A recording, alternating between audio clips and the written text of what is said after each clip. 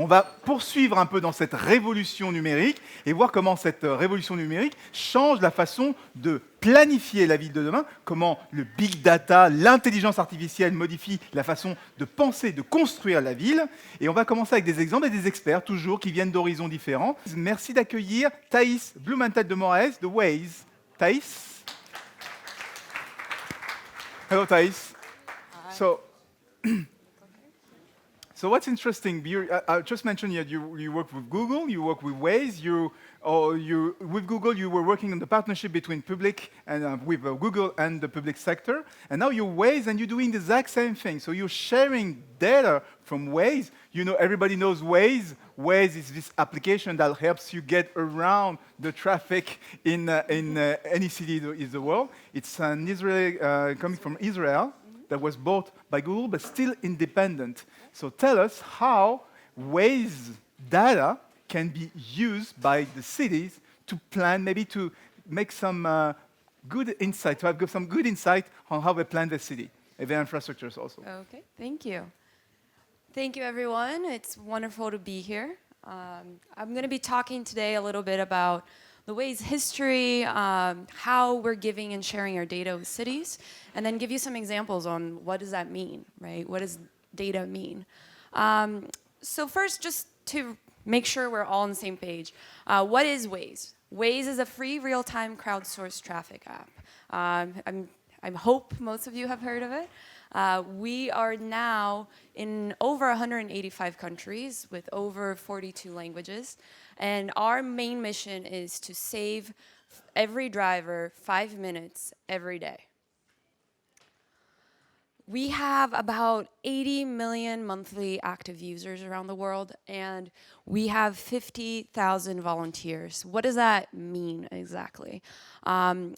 These volunteers are people like you, like me, who are seeing what's going on in the city. They're remapping, they are updating the map, they're making sure that it's real time, they're making sure that information is valid for everyone that's out on the road.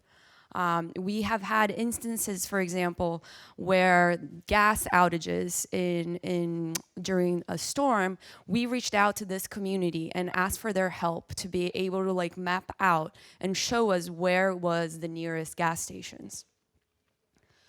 What have we learned? Waze has been around it's been around for 8 years, but under the Google umbrella, we've been 4 years. And in this time, I think the main takeaway is the city is a living organism, right? You walk outside, I arrived to Lyon yesterday, you can sense what this city breathes. You can see the dynamic, you can see people. And with that, how we want to position Waze is that our community is the heartbeat of the city. So our users are the people that are telling us what's going on in that city every day. They are able to tell us about traffic congestion, they're able to show accidents, hazards on the road, and essentially helping. This is, the way we like to see it is really bringing a little bit more of citizenship, right, to those people that are out on the roads. And with that, I think that one thing that we have seen is how much the citizen has changed. I mean, you guys have heard this from a couple of speakers now. And with that change comes also a need for us to be rethinking, what does that mean for a city? The way that we have started to look at it is we're providing cities with data, right? You need to understand, what are your challenges? What are the trends?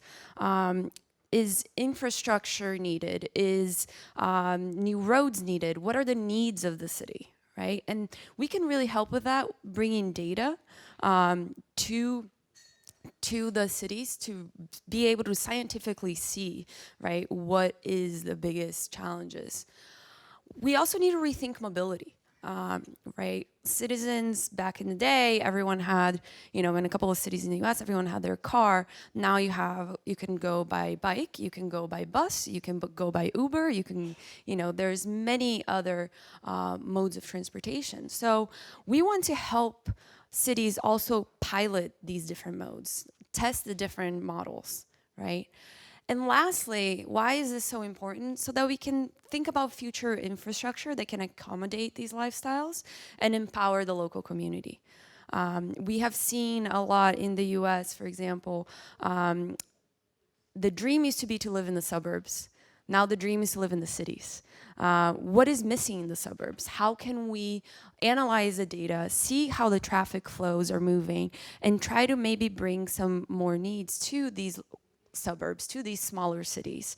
So that's how we kind of think of our data and how we can help the cities.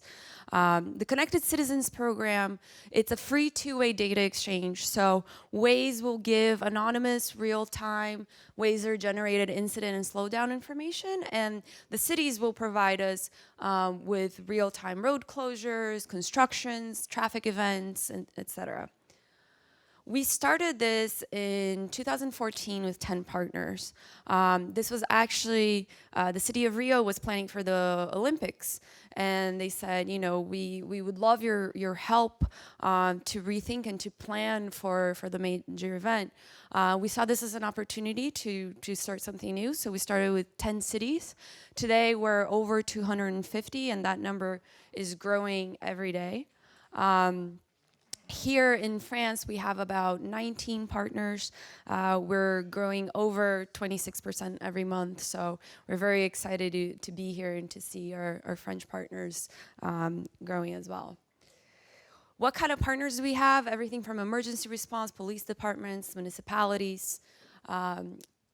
They are giving us data on sports, on construction, on holidays, on protests. Extreme weather condition, anything that's relevant for someone that's on the road.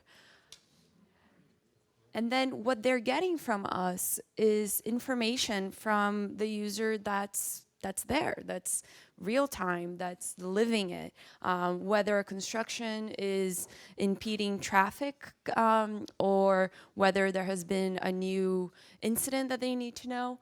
We're making sure that the cities stay informed and know exactly what's going on in their surroundings almost in less than 30 seconds.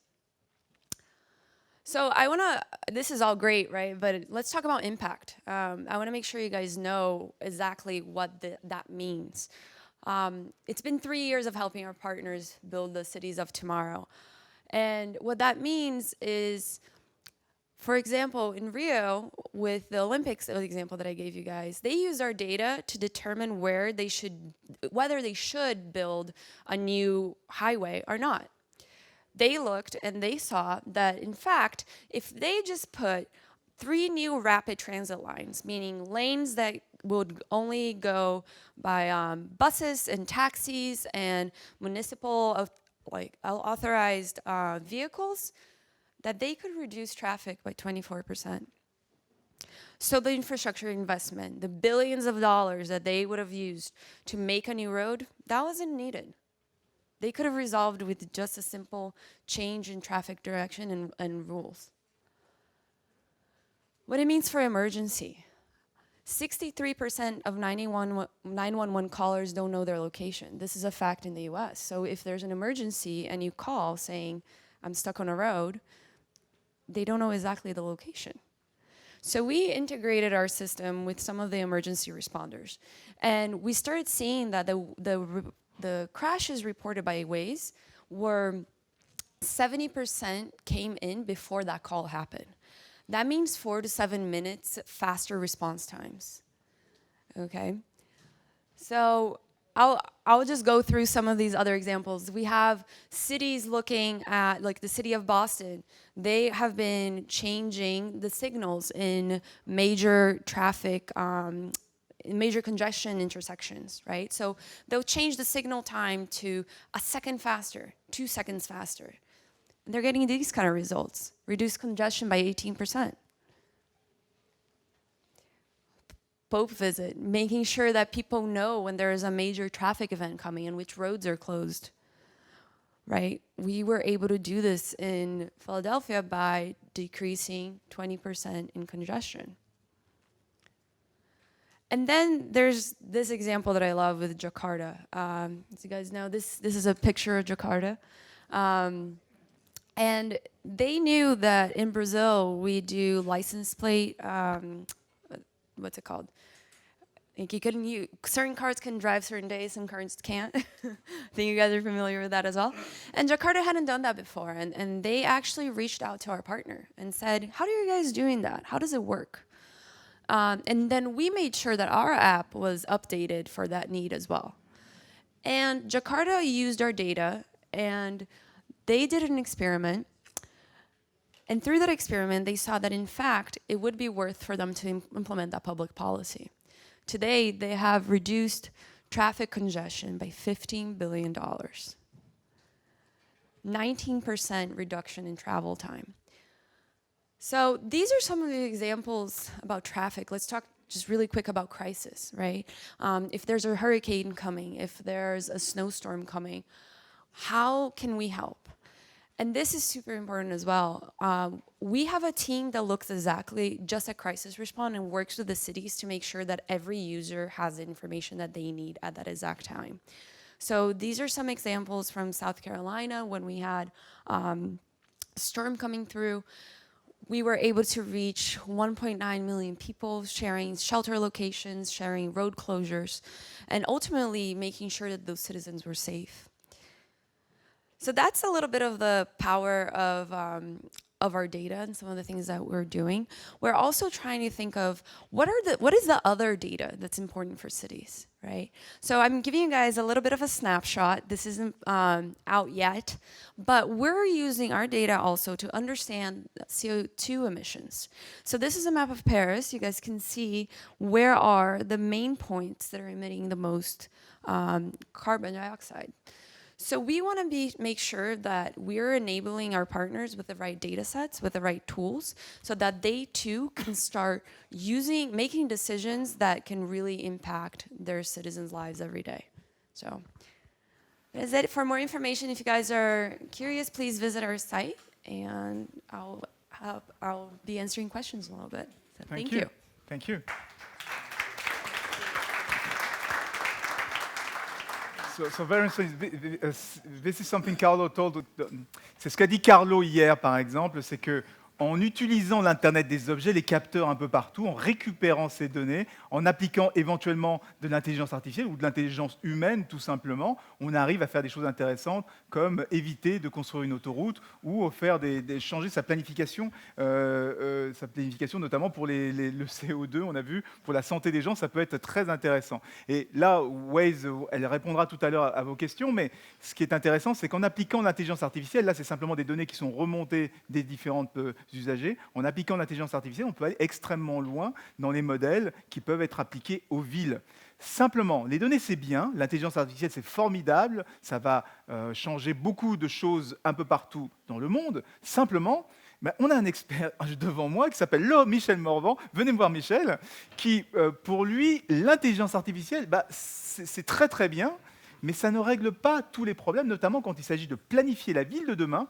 Eh bien, l'intelligence artificielle, vous considérez qu'elle est limitée. Alors, Michel, je vous présente rapidement. Vous êtes un mathématicien, vous êtes un spécialiste des systèmes complexes, fondateur de Cosmotech. Et Cosmotech, c'est une société qui fait un outil de simulation, justement, vous allez nous en parler, un outil de simulation et d'aide à la décision. Il sert à quoi cet outil ? Par exemple, quand il y a une attaque terroriste sur le réseau d'eau, eh bien, ça permet aux équipes de savoir comment réagir et comment garantir l'approvisionnement en eau. Vous allez nous expliquer comment l'intelligence artificielle aujourd'hui est très très limitée et pourquoi il faut peut-être parfois passer à quelque chose de très différent dans la planification de la ville de demain. Absolument. Merci beaucoup pour cette introduction. Merci pour l'invitation. Je vais partager avec vous dans ces 10 minutes. Est-ce que je peux mettre le compte à rebours en marche parce que... Magnifique. Ce que je vais partager avec vous, ce n'est pas le fait que les données ne sont pas intéressantes, ce n'est pas le fait que l'intelligence artificielle ne fonctionne pas, c'est qu'en revanche, dans un certain nombre de situations, ce qu'on peut apprendre avec les données, y compris avec des outils extrêmement puissants d'intelligence artificielle, ne suffit pas pour résoudre les problèmes qu'on veut résoudre, ou c'est seulement partiel. Et je vais vous donner quelques exemples de ça, et puis je vous montrerai un petit peu comment on peut faire pour aller au-delà. Hein, et nous, ce qu'on propose chez Cosmo, qui sont des outils de gestion de la décision, de decision management, qui sont basés sur la modélisation et la simulation de systèmes très complexes, dans un mode qu'on appelle l'intelligence augmentée, qui est l'étape après l'intelligence artificielle. Alors en 2 mots, j'adore Waze, je suis un utilisateur à San Francisco, je suis basé à San Francisco, je suis un utilisateur de Waze, c'est formidable. Mais en même temps, quand on se contente de regarder, d'anticiper en se basant sur les données, on a des limites qui sont des limites intrinsèques. Les données vous parlent de quoi? Elles vous parlent, d'abord, vous ne les avez pas toujours. Alors, dans certains cas, on en a de plus en plus et c'est formidable. Mais vous ne les avez pas toujours. Et elles vous parlent de quoi? Par définition, elles vous parlent du passé. Et tous les outils les plus complexes d'intelligence artificielle, de machine learning, les réseaux de neurones, etc., ne font qu'une chose, à 99%, c'est qu'ils cherchent des corrélations dans les données du passé. Donc, des patterns, des formes. Et grâce à ces corrélations, et éventuellement à ce qu'on sait des données d'aujourd'hui, on va essayer de prédire ce qui va se passer demain et on va essayer d'anticiper ce qui va se passer demain. Le problème, c'est que parfois, ce qui s'est passé demain ne s'est jamais passé hier. Et donc là, vous ne pouvez pas prédire. Puis il y a une deuxième contrainte très forte qui est basée sur ces outils, je ne développerai pas plus que ça, c'est que ces outils basés sur l'intelligence artificielle, ils sont formidables, mais ils fonctionnent en boîte noire. C'est-à-dire qu'on va vous dire, voilà ce qui peut se passer parce que j'ai vu des corrélations, mais on ne va pas vous dire comment on va y arriver. Et j'aime bien prendre un exemple qui, au demeurant, répondra à une question très intéressante qui a été posée pendant la session, enfin en tout cas apportera une réponse partielle à une question très intéressante posée dans la session suivante, c'est l'arrivée des véhicules autonomes. L'arrivée des véhicules. Pour faire un véhicule autonome, comment ça marche? Vous avez effectivement de l'intelligence artificielle. Et ça, c'est fantastique. Vous avez une machine capable de conduire, prendre des décisions, qui a appris avec des millions de situations du passé et qui est capable de prendre des décisions et d'anticiper un accident. Et c'est vraiment très bien. D'ailleurs, ces voitures conduisent infiniment mieux que nous. Mais donc pour ça, l'intelligence artificielle, les données, c'est fantastique. Maintenant, si je vous pose la question, c'est super, mais imaginons que d'ici 20 ans, toutes les voitures soient remplacées par des voitures autonomes. Et que vous vous posiez la question, et éventuellement des voitures autonomes en libre service, et pas des voitures autonomes que vous possédez. C'est-à-dire, vous savez que votre voiture, aujourd'hui, elle est utilisée 5% du temps, enfin entre 5% et 10% du temps, le reste du temps, elle est garée. Donc vous avez plein de parkings dans la ville. Et vous avez tout un tas de problématiques qui sont liées à ça. Mais si tout ça est transformé, comment la ville va se transformer? Vous imaginez que le prix du foncier va changer dans certains quartiers, il y a des quartiers qui sont plus attractifs. Si vous n'avez plus qu'1 dixième des véhicules dans les rues, vous n'avez pas besoin de rues aussi larges, vous n'avez pas besoin de parking, vous n'avez plus d'embouteillage, le temps de transport change. Et donc, comment est-ce que la ville va se transformer? Bien, vous pouvez regarder toutes les données que vous voulez du passé, vous pouvez mettre toute l'intelligence artificielle pour faire ça, vous n'arriverez jamais à répondre à cette question en regardant les données. Donc les données sont très utiles parce qu'elles vont pouvoir vous dire comment est la ville aujourd'hui, éventuellement comment elle a évolué par le passé. Mais si vous voulez être capable d'anticiper ce qui va se produire à court, moyen ou long terme, vous ne pouvez pas faire ça. Alors qu'est-ce que vous pouvez faire?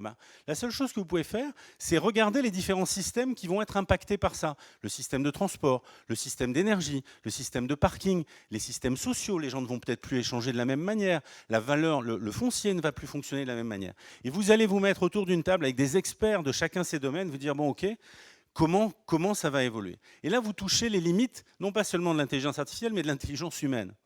Parce que c'est extrêmement complexe de savoir comment tout ça va interagir pour amener quelque chose qui sera la ville de demain. Alors, pas de manière, l'idée n'est pas de prédire ça de manière certaine, mais au moins d'avoir des indications sur comment ça peut se transformer. Si vous êtes un investisseur immobilier, si vous êtes un maire, vous avez des décisions d'infrastructure à prendre, c'est extrêmement important. Si vous prenez des décisions d'infrastructure d'une ville qui ne sera plus du tout comme elle est aujourd'hui, vous allez avoir un problème. Et c'est là que vous avez besoin en fait d'outils qui vont permettre d'augmenter l'intelligence de tous ces experts. Et c'est ce qu'on fait. Il paraît que je parle trop vite pour le traducteur, toutes mes excuses. Je vais ralentir.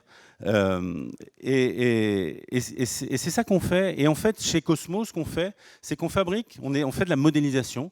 On est spécialiste de systèmes complexes. J'ai commencé à travailler ici à l'École normale supérieure où j'étais prof, à créer des outils de modélisation et de simulation des systèmes complexes.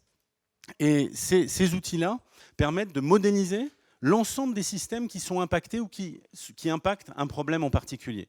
Vous allez pouvoir modéliser l'évolution d'un système de transport avec les experts du transport. La même chose pour l'énergie.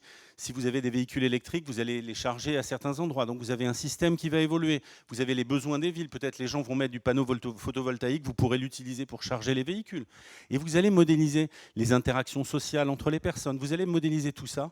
Vous allez capturer l'expertise des experts, leur intelligence, vous allez les mettre dans les modèles et vous allez relier tous ces modèles. Vous allez mettre des interactions entre tous ces modèles. Et grâce à ça, vous pourrez faire des simulations et des prédictions qu'aucun expert ne serait capable de faire, même si vous les mettez ensemble, parce que c'est trop complexe. Et donc, c'est ça qu'on fait dans tout un tas de domaines. Je vais vous montrer une toute petite vidéo. Alors, on va faire un numéro de duettiste avec la personne qui est là, parce que l'idée, c'est de l'arrêter au moment opportun.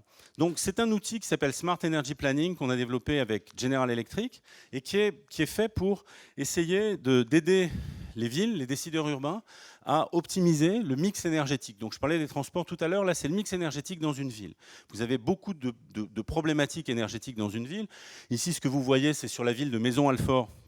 Vous voyez un réseau de chaleur, mais ce qu'on va voir ici, voilà, on est sur Alfortville. On pourrait le faire sur une autre ville. Alors on peut le faire aussi. On est en train actuellement de le faire sur Manhattan avec l'État de New York.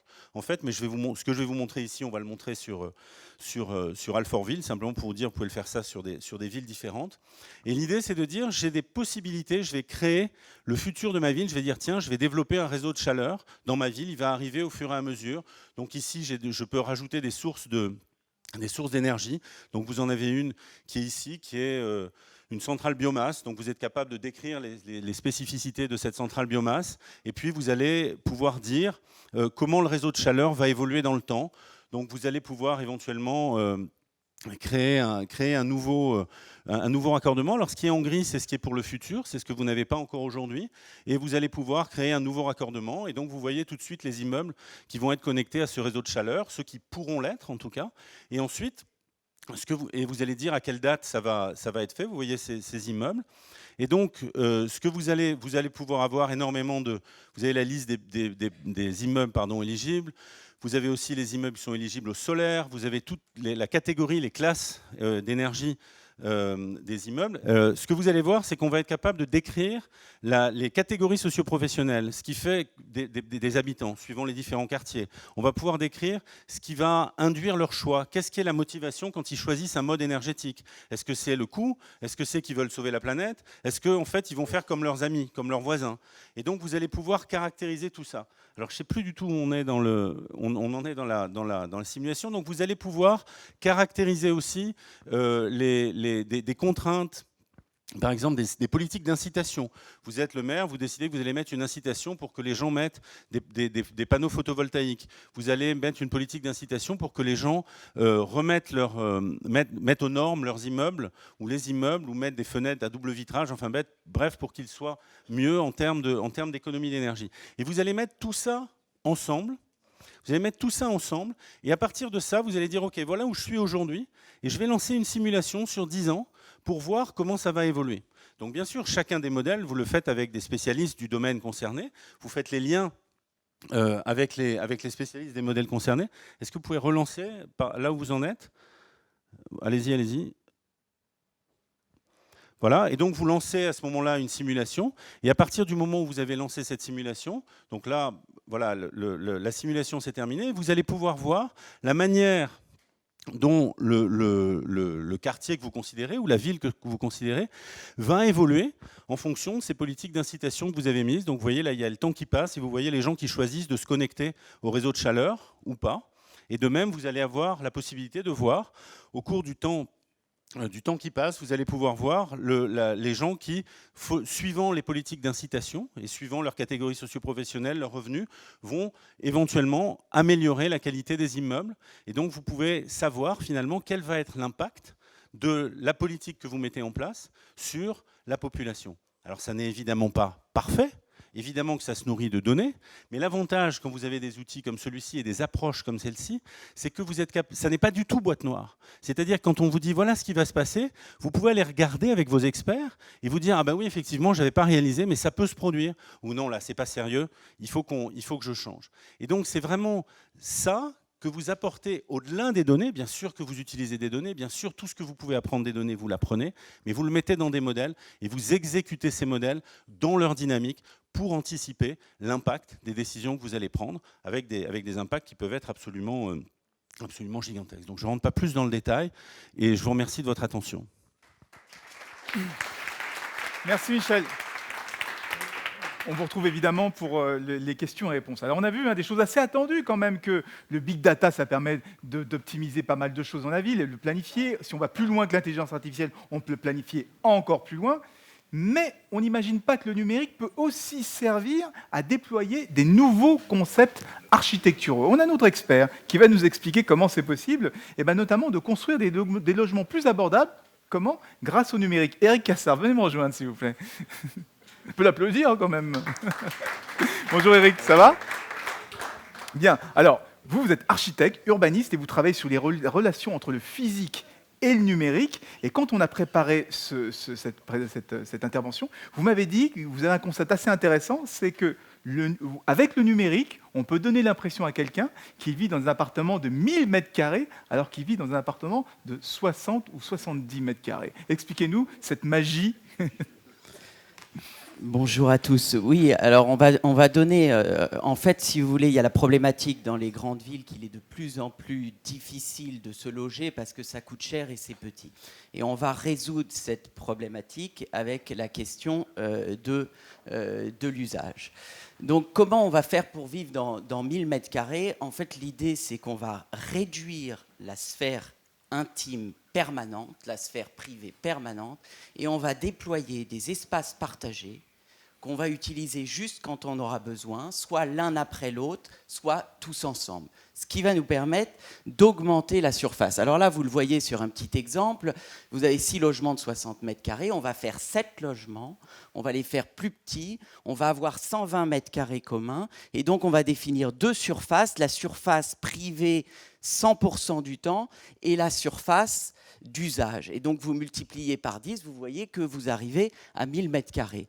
À l'échelle de l'îlot, et en complexifiant le modèle, on fait la même chose avec des bureaux. On peut mixer certains usages entre le bureau et le logement. Une salle de réunion, à partir du moment où elle est propre le lundi matin, on peut l'utiliser tout le week-end. Alors, comment ça fonctionne? À votre gauche, vous avez donc le modèle d'habitat tel qu'il existe aujourd'hui, c'est-à-dire 3 modèles d'habitat, les T1, T2, T3, T4, c'est ce qui est en haut, les logements étudiants et les logements pour personnes âgées.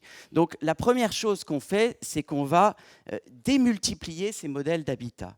On va les démultiplier, c'est-à-dire pour les familles, par exemple, on va voir les familles monoparentales, les familles recomposées.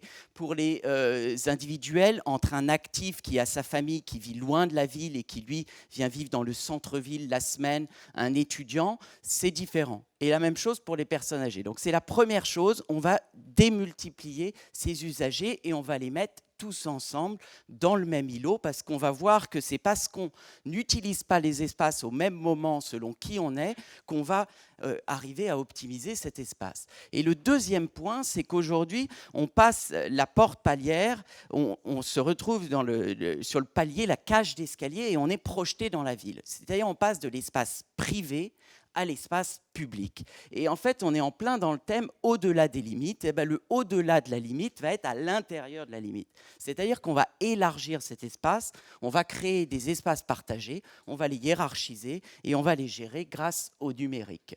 Donc, on s'est intéressé à tous les usages qu'on pouvait faire dans l'habitat et on a regardé pour chaque typologie de personnes qui faisait grosso modo quoi, à quel moment. Et ça nous a permis de voir dans le modèle ce qu'on appelle le peak hour, c'est-à-dire là où il y avait le plus de monde au même moment, ce qui nous a aidé à dimensionner notre modèle.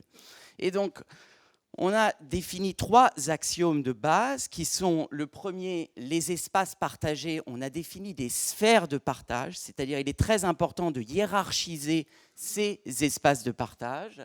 On a défini des tailles de sphères d'intimité, puisqu'on réduit l'espace, mais un petit peu comme les vêtements small, medium, large, vous avez 3 types de sphères d'intimité. Et puis, les espaces partagés peuvent se partager soit l'un après l'autre, soit tous ensemble. Quand c'est tous ensemble, on a défini 2 modèles, le bruyant et le calme. Et donc finalement, on vit plus du tout en faisant tout au même endroit comme d'habitude dans son petit logement. On voit bien pourquoi les familles, même quand elles ont des grands appartements, 120 mètres carrés avec 2 enfants, elles quittent pour aller à la périphérie des villes pour utiliser du pavillon. C'est parce qu'ils ont besoin d'espace. Là, une autre image qu'on pourrait donner, c'est le village médiéval. Village médiéval, vous n'aviez pas de voiture, les rues étaient des circulations, les places, et finalement, je sors de mon village, je me retrouve dans la rue, je me retrouve sur la place. Et donc là, en fait, un enfant, par exemple, quand il va jouer dans la sphère 2, dans la sphère 3, dans la sphère 4. De la même façon, un étudiant, on voit qu'on va pouvoir adapter en fonction des possibles, en fonction de notre envie. Un autre exemple, c'est par exemple... si vous avez envie de travailler à la lumière, vous pouvez travailler à l'ouest le soir et à l'est le matin. Et donc tout ça fonctionne grâce à une application numérique, si vous voulez. C'est un petit peu comme le Vélib. Pour l'utiliser, vous avez besoin de cette application. Cette application va nous permettre de connaître l'affluence des espaces et va nous permettre de réserver ces espaces. Donc dans la sphère intime, je peux tout faire, mais je peux tout faire en mieux dans les espaces partagés. En mieux, c'est-à-dire j'ai peut-être une douche chez moi et je peux accéder à un spa dans un espace partagé. Et ça, on s'aperçoit qu'une fois qu'on voit ça, ça va changer toute la façon de concevoir nos quartiers et nos bâtiments. Pourquoi ? Parce qu'on réintroduit de la diversité par rapport à l'uniformisation. Quand vous faites un écoquartier aujourd'hui, de façon très juste, vous voulez que tous les appartements aient peut-être une double exposition, de la lumière, etc. Donc on éloigne les bâtiments, on diminue la densité, par exemple, par rapport à une densité comme l'haussmannien,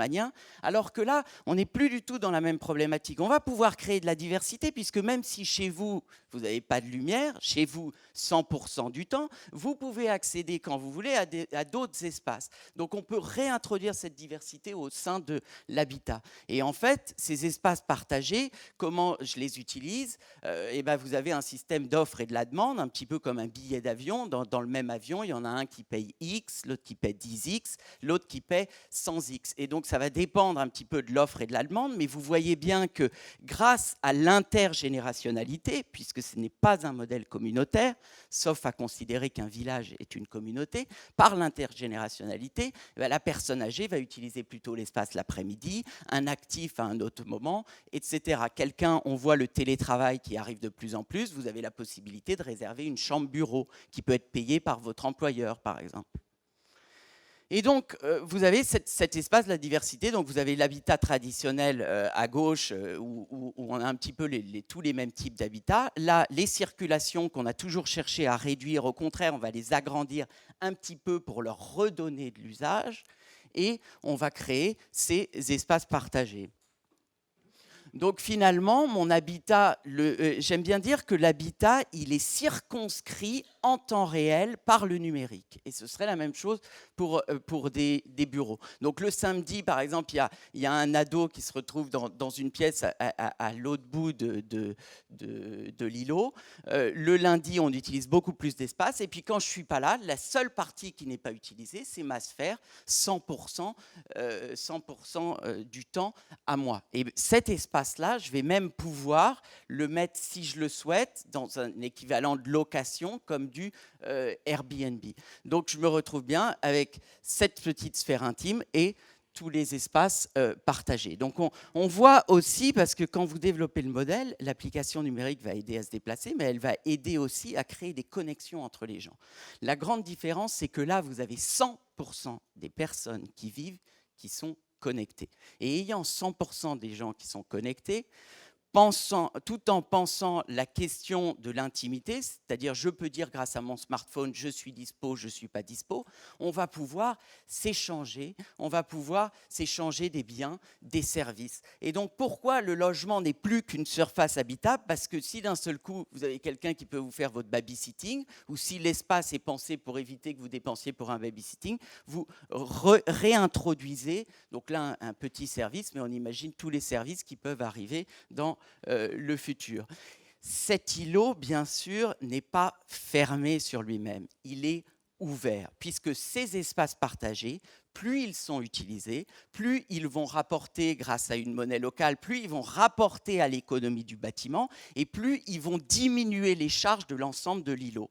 Donc moi, habitant dans cet îlot, j'ai intérêt à ce que tous les espaces partagés soient le plus utilisés possible. Donc évidemment, ils sont ouverts vers l'extérieur. Il y a un système de priorité, mais l'atelier au rez-de-chaussée, il y a peut-être un prof de sport qui habite ailleurs dans le quartier, il va le réserver pour donner son cours de sport. La cuisine, j'ai qu'une petite kitchenette pour moi, peut-être une fois par semaine avec ma famille, je prends la grande cuisine, grande salle à manger, et c'est le jour où on se fait notre repas ensemble. Cette même cuisine, elle est utilisée le midi par une grand-mère qui n'aurait pas pu se la payer, elle va préparer des plats et elle va pouvoir les proposer aux autres habitants. L'après-midi, cette cuisine peut servir pour un cours de cuisine. Donc vous avez bien cet îlot qui est ouvert. Alors, finalement, on s'aperçoit qu'on va avoir une cartographie du web qui va changer dans le sens où on va recréer de la négantropie, c'est-à-dire on recrée de la structure puisque vous avez 100% des gens qui sont connectés. Le web nous permet une chose, il nous permet de mettre en relation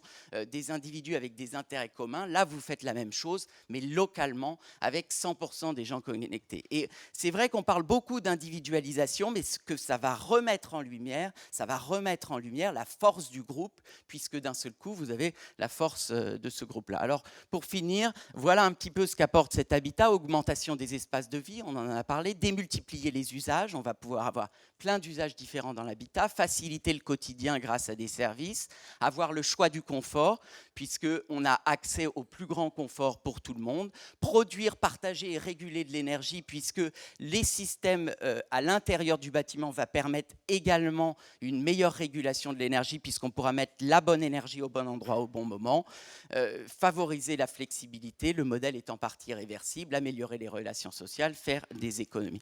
Et puis, je vous avais mis deux petits scénarios d'une vie de personnes âgées qui montrent un petit peu les mélanges entre les habitants. Voilà, merci. Formidable, merci. Appliquer les concepts de l'économie du partage, vous savez, la demande, l'économie à la demande, quand on commande son taxi à la demande, son coiffeur, son restaurant à la demande, appliquer ça à l'architecture et à l'urbanisation, très intéressant.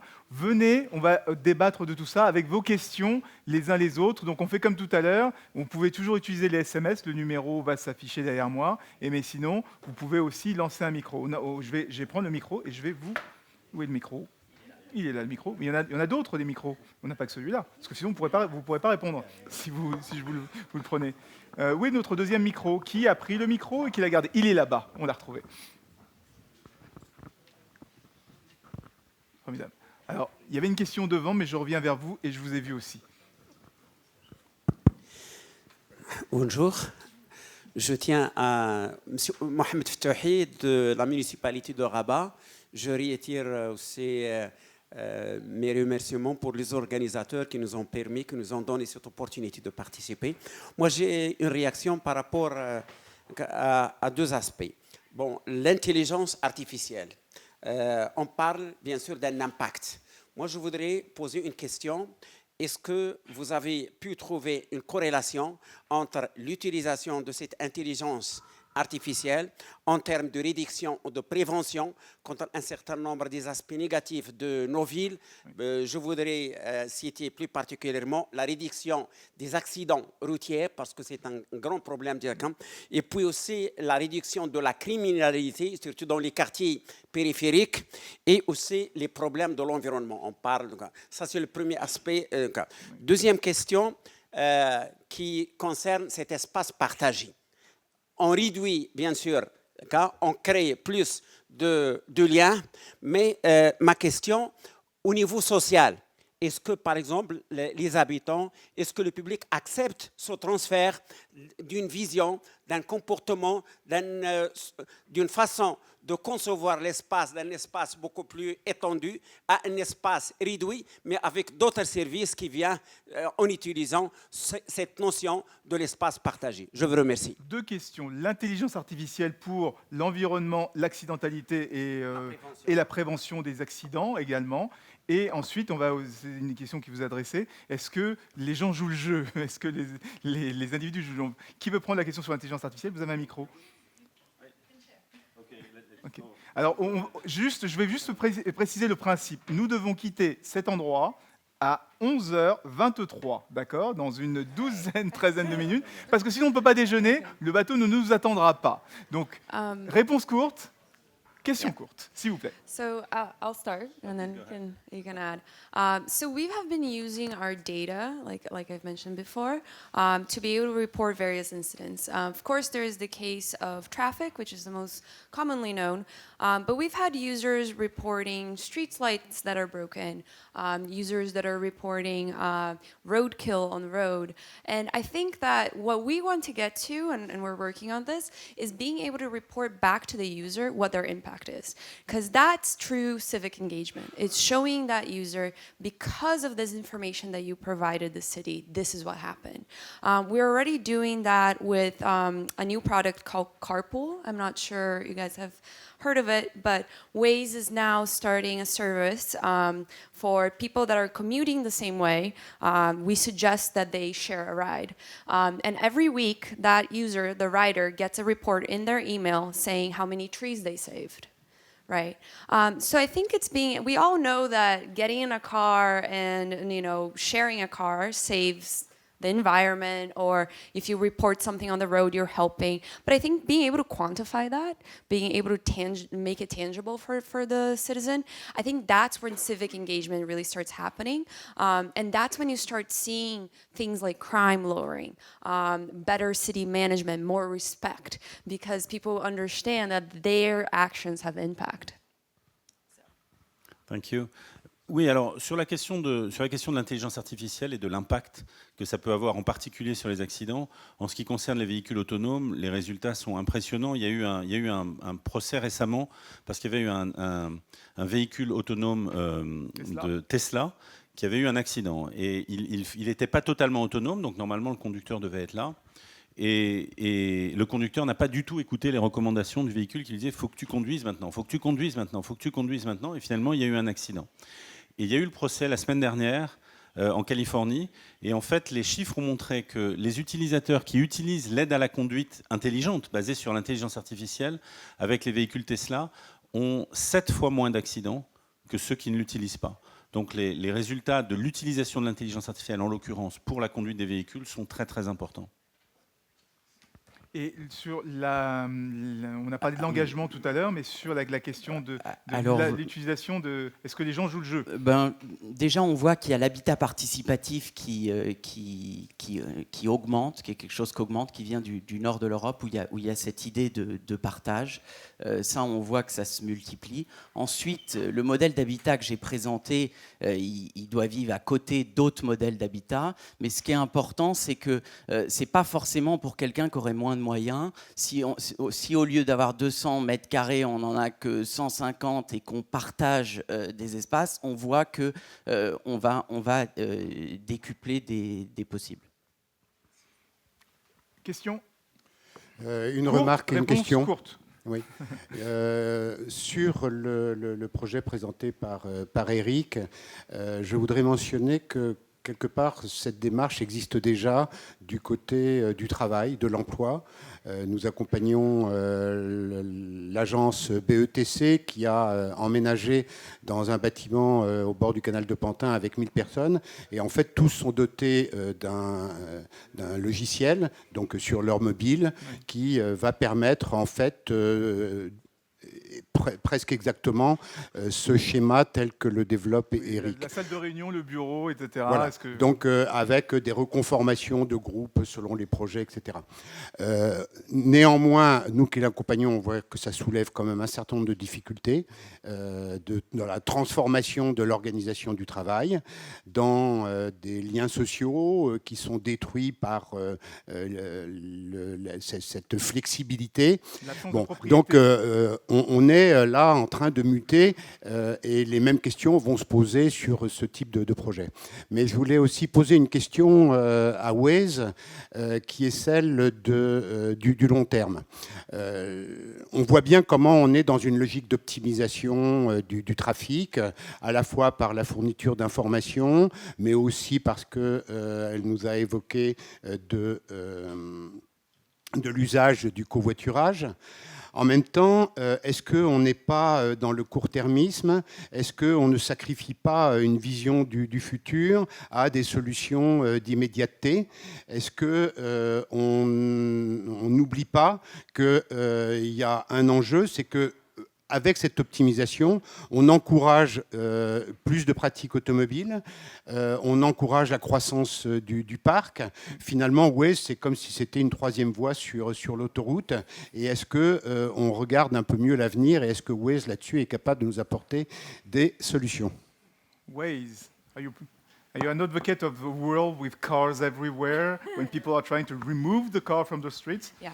So to be clear, we want to save drivers 5 minutes every day. And I think that's people. It's not necessarily just drivers. One of the ways that we do, I can understand your concern. We are definitely thinking about the challenges of congestion around the world. We just, I mentioned it briefly just now, but we just launched Waze Carpool, which is a new service to Waze where we're matching riders with drivers. We really believe that that's the future. How can we optimize people to not necessarily use car share services like Ubers or Lyfts or any other of those where some tend to say that may put more drivers on the road because people are seeing that as a way to make money, but rather telling people, you're going the same way that I'm going. Let's ride together. Let's optimize that one vehicle and giving incentives for that. So we're now working with cities to think about what are the incentives that we can put in place for people to share cars. And that's where we see our service going forward, is being able to optimize vehicles so that more people, so that it's not just one person with 3 empty seats, but one person with 3 different passengers. We do believe that we need to get to solutions where cities can be decongested, but we also need to. We're working, for example, right now with the city of Ghent in Belgium. They used our data to determine that the city center should be pedestrian only. So they identified different roads to close off and make sure that that would be a pedestrian only zone.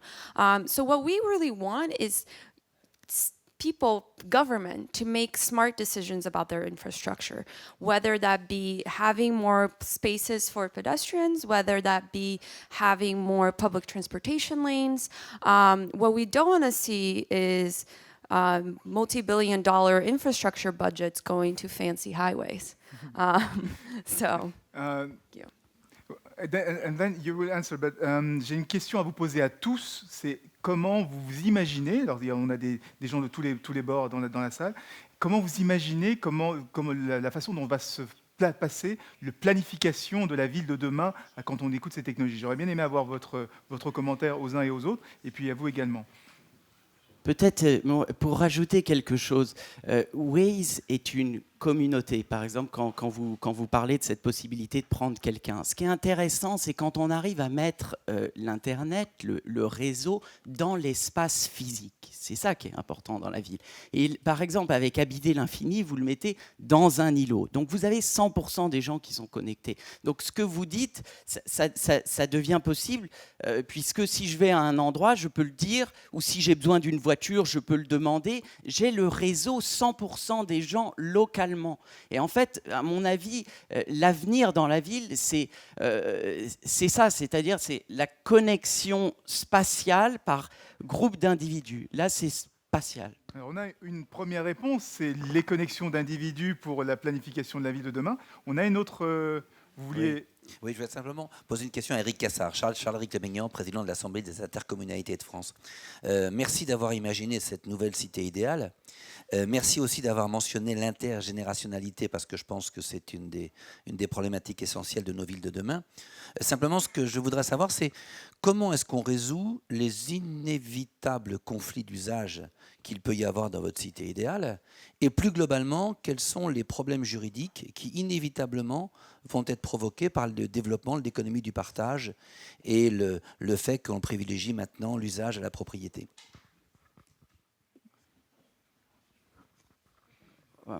Bah, écoutez, d'abord, je ne pense pas que ce soit une cité idéale. Je pense que c'est quelque chose qu'il faut tester. Une fois qu'on met la vie à l'intérieur, les choses bougent. Ce n'est pas quelque chose qui doit se démultiplier. Maintenant, mon étude historique a montré que la clé réside dans la gestion et dans l'entretien de ces espaces partagés.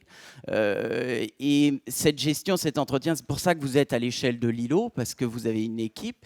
Et ensuite, quand on prend les exemples, que ce soit Uber ou Airbnb, par exemple, on s'aperçoit que le numérique fait qu'on se comporte mieux parce qu'il y a une espèce de contrôle un petit peu qui fait que si je laisse un espace sale, je vais le laisser une fois, deux fois, puis après, je ne pourrai plus l'utiliser. Voilà ce que... Donc il y a une autorégulation qui peut se produire et ce n'est pas forcément un modèle qui est présenté comme idéal, c'est quelque chose à expérimenter. On vous écoute. Bon, moi j'ai juste un petit commentaire avant de poser la question que j'ai envie de poser.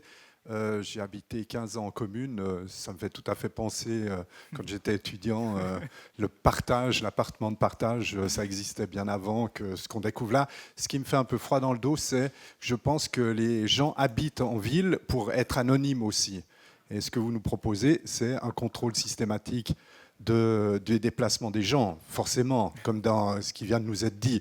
Donc moi, je tiens à l'anonymat des villes, c'est aussi une valeur que nous devons protéger. Ceci étant, j'aimerais juste, par rapport aux simulations, on nous fait beaucoup de simulations pour les transports, tout ça. Et puis, en fait, l'incertitude là-dedans, elle est où ? J'ai ce même problème pour les investissements, quand on doit programmer des investissements sur long terme, sur les 10 ans à venir. Et en fait, j'avais inventé un coefficient d'incertitude, mais justement, l'incertitude ne se mesure pas. Donc, ce que vous nous faites croire, c'est que ça se mesure. Alors, juste avant de répondre, Michel, vous vouliez continuer sur ce même registre. Oui, je vais me permettre de rebondir sur votre question, monsieur, parce qu'effectivement, moi, j'avais dans cette question du contrôle social. Donc Pierre Rousset, excusez-moi, Métropole de Lyon, direction de la prospective. Nous, aujourd'hui, on s'interroge beaucoup sur les aspects politiques de ces logiques d'optimisation. Donc effectivement, il y a des questions de vie privée, etc., ça c'est certain. Mais il y a deux dimensions aujourd'hui qui nous intéressent et je voudrais bien avoir votre réaction. La première, c'est autour de justement la question du contrôle. C'est-à-dire que là, aujourd'hui, on a des fonctionnements technologiques. On essaie de faire court parce oui, qu'on a un bateau qui nous attend. Faire court. Donc un imaginaire technologique et on a un imaginaire du contrôle du pouvoir, soit qu'on délègue sur une tour de contrôle, soit qu'on délègue à une sorte d'intelligence artificielle, la matrice, alors qu'en fait on est sur des pouvoirs complètement distribués. Et donc ça pose deux questions. La question de la régulation politique, y compris dans la construction de la donnée, et deux, la question de l'exclusion et de l'inclusion sociale. Est-ce que ces villes, la gestion communautaire, etc., sont plus excluantes par rapport aux gros, aux handicapés, aux gens qui sortent des dessous de bras, et ainsi de suite, dans des logiques communautaires de partage. Donc inclusion ou pas, et surtout après, est-ce qu'on n'est pas en train de fliquer et de suivre les gens? Et après, il faut absolument que l'on y aille parce que nous avons un bateau. Alors très court la réponse. Alors sur la simulation. Sur la première question. Et là, on a posé la question si la simulation, quelle était la part aléatoire de cette simulation? Enfin pas aléatoire, la partie non prévisible de la simulation. Absolument. Alors. Moi, je ne prétendrai jamais être Madame Irma. Donc, on ne raconte jamais, on va vous prédire le futur. En revanche, ce qu'on dit, bien sûr qu'il y a des incertitudes. Il y aura toujours des incertitudes. Simplement, quand vous avez un outil ou des outils de simulation, vous êtes capable de voir des futurs possibles. On ne vous dit pas que ça sera ça le futur. On vous permet, avec les experts, d'aller regarder, de faire des scénarios et d'aller regarder des futurs possibles. Scénario de futur possible. Ensuite, pour la réponse à la question qui est, on flique un peu les gens, et est-ce que c'est pas excluant? On vient sur vous après. Yeah, no, I just want to add really quickly. I think that it's important to remember one of the things that we're trying to do with data is give cities and governments the ability to test fast and fail faster. One of the challenges for cities to innovate is because we have so many legislations, bottlenecks, processes. So what can we do to try to use data to make smarter decisions, more efficient decisions at a faster pace that keeps up with the citizens that are living in the city? You also need to accept to fail. That's what you're saying. Le point que vous soulignez est un point clé, c'est-à-dire évidemment il ne faut pas qu'il y ait de contrôle, évidemment il faut que ce soit bien structuré, et ça on l'a pensé, je vous ai présenté en 10 minutes, mais on a fait une maquette d'application numérique qui fait qu'on peut se connecter, se déconnecter. Moi je prône la déconnexion, Et pour ce qui est de la question de l'anonymat, je dirais que c'est comme un village. Donc c'est vrai que dans un village, vous n'êtes pas anonyme, sauf que ce village est dans la ville. Et donc vous pouvez retrouver cet anonymat. Quand vous êtes au sein du village, avec ce système, quand on lit des types d'habitats, c'était notamment au Danemark, il y avait cette phrase, j'aimais beaucoup, si je me mets dans la rue couverte à une table, ça veut dire que je suis prêt à discuter. Si je suis dans ma cuisine, la porte ouverte, c'est que vous pouvez rentrer. Si je ferme la porte, c'est que ça me dérange un peu. Si je ferme le rideau de ma porte, ne venez pas me déranger. Et ça, on peut le dire grâce au numérique. Parce qu'avec le numérique, vous pouvez dire, moi, j'ai pas envie d'être dérangé. Donc oui, mais l'anonymat, mais on a aussi la force du groupe. Et je pense aussi que dans les grandes villes, l'anonymat, notamment pour les personnes âgées, pour certains, c'est très difficile.